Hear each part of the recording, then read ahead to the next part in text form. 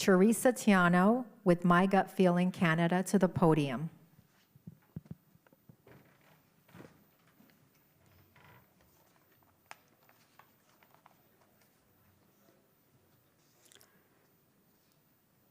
Hello and good morning, good afternoon, or good evening, depending on where everyone is in the world. Thank you so much to the Congress organizers for having us here today and for including the Patient Advocacy Session as part of this year's Congress and recognizing how important the patient voice is. My name is Teresa Tiano, and I will be speaking about quality of life from the patient perspective, my perspective. I am the chair and co-founder of My Gut Feeling, Stomach Cancer Foundation of Canada. I'm 56 years old, born and raised in Toronto, Canada. I'm an 11-and-a-half-year stomach cancer survivor. I am a Lynch syndrome survivor and patient, and I am a 6-time cancer survivor.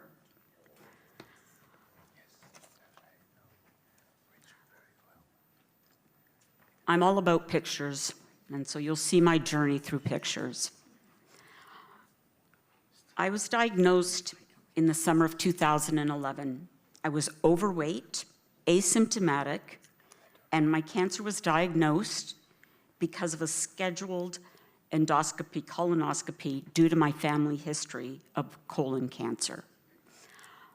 I was convinced that the test would show colon cancer, but was completely shocked to learn I had stomach cancer. On September 1st, 2011, I had a subtotal laparoscopic gastrectomy. They removed 80% of my stomach. I was up and walking the next day and even ate some crackers with peanut butter. I only stayed in the hospital for 5 days. When my pathology came back, I learned that my stomach cancer was stage 2B intestinal adenocarcinoma and was told that I would go through chemo and radiation, which was, at the time, the only option we had. I began treatment, and I began to lose an excessive amount of weight on a weekly basis, which caused incredible problems for the radiations who had to keep reconfiguring my images every week because I just kept losing so much weight. I managed to basically soldier through to the end of radiation just before Christmas, and then I was completely immobile for weeks with fatigue. Eating was absolutely torture. Portions fit for a toddler were too big for me.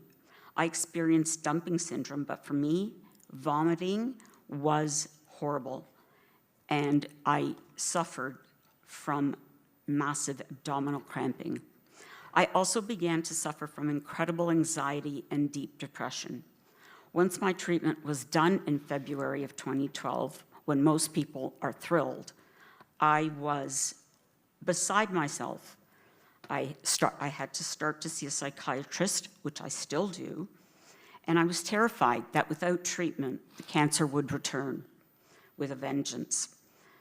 11 years ago, the survival rate of stage 2B cancer was 35% and a bit higher with treatment.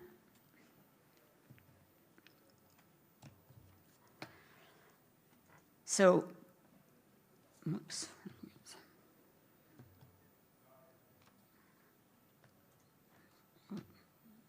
Well, they don't kind of match here, but the early years, they were incredibly challenging for me. Quality of life was almost non-existent. Stomach cancer changed everything in my life, from my physical appearance to my mental stability. I lost almost an entire person. I lost 40 kilograms, which is 95 pounds, in the first 2 years. You will often hear patients say that they become afraid of food or hate it. That was so true for me. I'm Italian, and in my culture, as in many cultures, food is life, and life is food. It is associated with socializing and family and celebration. And I felt I could do none of that. And at the end of treatment, when I was diagnosed with Lynch syndrome, I went into a very, very dark state of depression.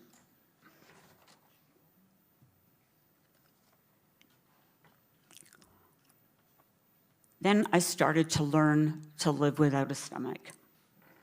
Life began slowly to emerge into a new normal. I learned better how to deal with food issues. My weight plateaued at about year 6, and I only gained back about 7 kilos or 15 pounds. I continued to deal with ongoing issues of anemia and fatigue, which is so normal for stomach cancer patients. My anxiety and depression were managed by medication and ongoing therapy. And in 2016, I co-founded My Gut Feeling with Ekaterina Kosiachkova, which for me was the absolutely best form of therapy. I traveled more, and that is until COVID hit. In the spring of 2020, after having to stop work due to severe fatigue and after a multitude of tests, I was diagnosed with chronic fatigue syndrome, which was a direct result of iron deficiency and not having a stomach, which so many of us deal with. As I said in my introduction, I'm a 6-time cancer survivor. So I've had 4 other cancers. And that's because of the Lynch syndrome.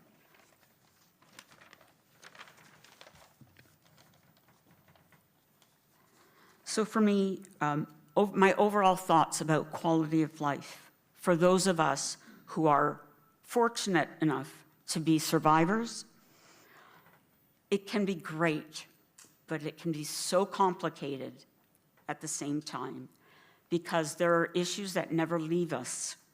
Our normals are not truly normal, as complications can often and do continue for the rest of our lives. We as patients and survivors do our best to live those lives. The way to ensure a better quality of life is for patients and survivors to not get lost in the system beyond the recommended 3 or 5 years of surveillance. In North America, and specifically in Canada, where stomach cancer is rare, patients often feel abandoned. Stomach cancer is a complex cancer, and long-term regular surveillance should be the norm and not the exception. Transfer of care from oncological discharge to the family doctor is not easy because family doctors really know next to nothing about stomach cancer. There are no guidelines available for post-gastrectomy care in the community. And oftentimes people go by the bariatric surgery guidelines. And I really, really feel that these guidelines need to be put in place and become policy. My quality of life today, I still have food and nutrition issues, but I eat healthier. I support and raise awareness and advocate for stomach cancer patients, which gives me purpose. I have incredible health care and support from family and friends, which makes me grateful for every moment of every day. Thank you for your attention.